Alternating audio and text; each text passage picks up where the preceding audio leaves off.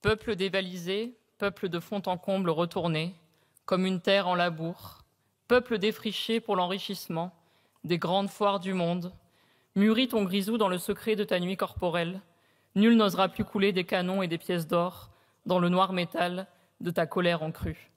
C'est un poème de René Depestre. Il est opportun de le citer, je pense, à l'heure où Trump menace encore les Haïtiens, où Haïti vit un cataclysme humanitaire et où nous avons ce débat sur le remboursement de la rançon de l'indépendance imposée par Charles X il y a 200 ans. Cette rançon est un fait inédit dans l'histoire mondiale, celui où la France coloniale, humiliée d'avoir perdu sa colonie la plus riche, a fait payer à des anciens esclaves théoriquement libres une indemnité à leurs anciens maîtres. La France coloniale s'est vengée d'Haïti et lui a fait payer son orgueil d'être devenue la première république noire indépendante. Au crime d'esclavage s'est donc succédé le crime de la spoliation post-coloniale, doublé du crime de l'indifférence et de l'oubli. L'indifférence et l'oubli, car qui connaît cette histoire longtemps restée taboue? Où est-elle dans les manuels scolaires de nos enfants? Nulle part. Le peuple haïtien a pourtant subi le crime d'esclavage, un crime contre l'humanité, commis par la France monarchique, soit la privation de tous les droits humains, la transformation d'un être humain en marchandise. Lorsque la révolution haïtienne éclate en 1791, la colonie de Saint-Domingue est peuplée de 500 000 esclaves. Quand la grande révolution est arrivée en 1789, elle a été perçue comme un espoir pour ces esclaves. Tous les hommes naissent libres et égaux en droit, mais l'Assemblée a trahi nos frères des Antilles en votant en 1790 que la Déclaration des droits de l'homme et du citoyen s'appliquait partout, sauf dans les colonies françaises.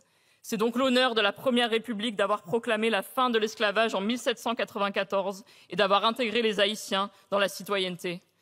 N'oublions jamais que face aux crimes de l'Ancien Régime, au reniement de la monarchie constitutionnelle et face au bonapartisme, seule la République a défendu par des actes les principes humanistes qui fondent notre culture politique.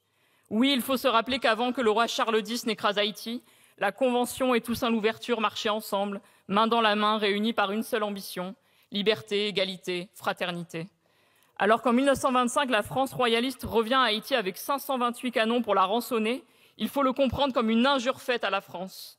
En contraignant Haïti à payer 150 millions de francs or aux anciens propriétaires d'esclaves, Charles X a commis un acte impérialiste indéfendable.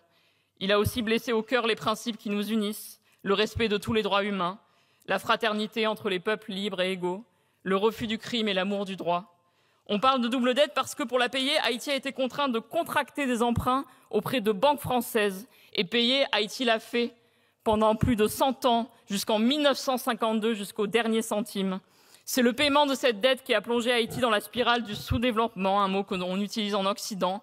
Les traitements de la dette représentaient la moitié des revenus annuels d'Haïti. Cette double dette a produit une tutelle financière inique et un appel d'air pour tous les impérialismes occidentaux. Elle a ouvert la voie aux États-Unis qui ont agressé Haïti en 1914, ont volé 500 000 $ en or, puis ont occupé le pays pendant 19 ans. Tout cela au prétexte qu'Haïti devait de l'argent aux financiers de Wall Street, encore une conséquence de la double dette. La vérité, c'est que l'économie haïtienne a été durablement transformée en rente post-coloniale, profitant à des actionnaires occidentaux. Sans la double dette, les économistes ont calculé qu'Haïti aurait le même PIB que sa sœur, sa voisine, la République dominicaine. Cela signifie que la France coloniale a contribué à diviser par 6 le PIB d'Haïti. Nous, députés, devons donc clairement dire que la France doit rompre avec ce passé impérialiste. Même si la dette morale n'est pas réparable, la reconnaître nous permettra de construire une coopération égalitaire avec le peuple haïtien, fondée sur le respect mutuel et la solidarité. Jusqu'à nos jours, Haïti n'a jamais bénéficié d'un traitement honnête en tant qu'État souverain. Nous devons aujourd'hui écouter nos amis haïtiens quand ils nous parlent de reconnaissance, de coopération, de réparation, d'initiatives mémorielles communes et voire même, comme aujourd'hui, de remboursement. Au-delà, il nous faut réparer notre relation avec Haïti, réparer les préjudices passés, réparer nos programmes de coopération, réparer cette société qui souffre tant, réparer pour se projeter vers l'avenir. C'est en reliant ainsi passé et futur, mémoire et projets communs, entraide et solidarité que nous pourrons passer d'un modèle fondé sur l'aide humanitaire à une relation cherchant l'égalité, le respect et le développement partagé. Collègues, Haïti n'est pas un pays pauvre, mais un pays pillé. Haïti est la fille jumelle de la Révolution de 1789 et il ne tient qu'à nous de tendre la main à notre République sœur qui a tant besoin de notre solidarité. Je vous remercie.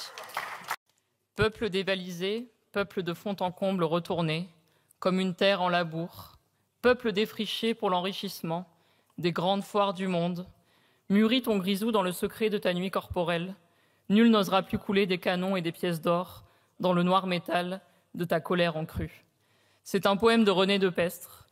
Il est opportun de le citer, je pense, à l'heure où Trump menace encore les Haïtiens, où Haïti vit un cataclysme humanitaire et où nous avons ce débat sur le remboursement de la rançon de l'indépendance imposée par Charles X il y a 200 ans. Cette rançon est un fait inédit dans l'histoire mondiale, celui où la France coloniale, humiliée d'avoir perdu sa colonie la plus riche, a fait payer à des anciens esclaves théoriquement libres une indemnité à leurs anciens maîtres. La France coloniale s'est vengée d'Haïti et lui a fait payer son orgueil d'être devenue la première république noire indépendante.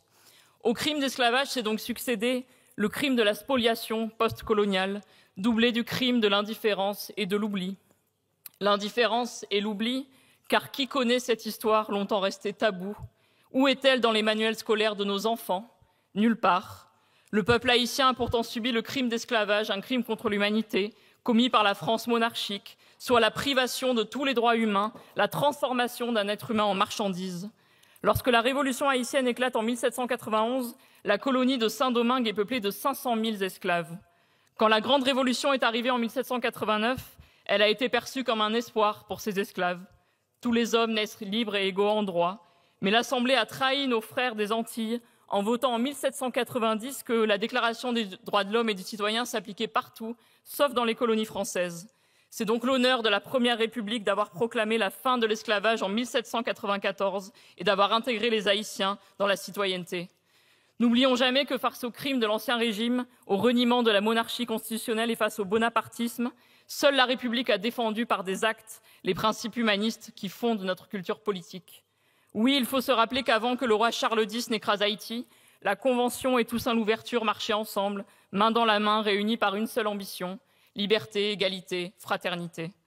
Alors qu'en 1925, la France royaliste revient à Haïti avec 528 canons pour la rançonner, il faut le comprendre comme une injure faite à la France. En contraignant Haïti à payer 150 millions de francs or aux anciens propriétaires d'esclaves, Charles X a commis un acte impérialiste indéfendable. Il a aussi blessé au cœur les principes qui nous unissent, le respect de tous les droits humains, la fraternité entre les peuples libres et égaux, le refus du crime et l'amour du droit. On parle de double dette parce que pour la payer, Haïti a été contraint de contracter des emprunts auprès de banques françaises. Et payer, Haïti l'a fait pendant plus de 100 ans, jusqu'en 1952, jusqu'au dernier centime. C'est le paiement de cette dette qui a plongé Haïti dans la spirale du sous-développement, un mot que l'on utilise en Occident. Les traitements de la dette représentaient la moitié des revenus annuels d'Haïti. Cette double dette a produit une tutelle financière inique et un appel d'air pour tous les impérialismes occidentaux. Elle a ouvert la voie aux États-Unis qui ont agressé Haïti en 1914, ont volé 500 000 $ en or, puis ont occupé le pays pendant 19 ans. Tout cela au prétexte qu'Haïti devait de l'argent aux financiers de Wall Street, encore une conséquence de la double dette. La vérité, c'est que l'économie haïtienne a été durablement transformée en rente post-coloniale, profitant à des actionnaires occidentaux. Sans la double dette, les économistes ont calculé qu'Haïti aurait le même PIB que sa sœur, sa voisine, la République dominicaine. Cela signifie que la France coloniale a contribué à diviser par 6 le PIB d'Haïti. Nous, députés, devons donc clairement dire que la France doit rompre avec ce passé impérialiste. Même si la dette morale n'est pas réparable, la reconnaître nous permettra de construire une coopération égalitaire avec le peuple haïtien, fondée sur le respect mutuel et la solidarité. Jusqu'à nos jours, Haïti n'a jamais bénéficié d'un traitement honnête en tant qu'État souverain.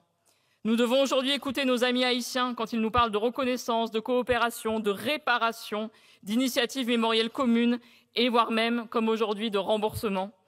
Au-delà, il nous faut réparer notre relation avec Haïti, réparer les préjudices passés, réparer nos programmes de coopération, réparer cette société qui souffre tant, réparer pour se projeter vers l'avenir. C'est en reliant ainsi passé et futur, mémoire et projets communs, entraide et solidarité que nous pourrons passer d'un modèle fondé sur l'aide humanitaire à une relation cherchant l'égalité, le respect et le développement partagé.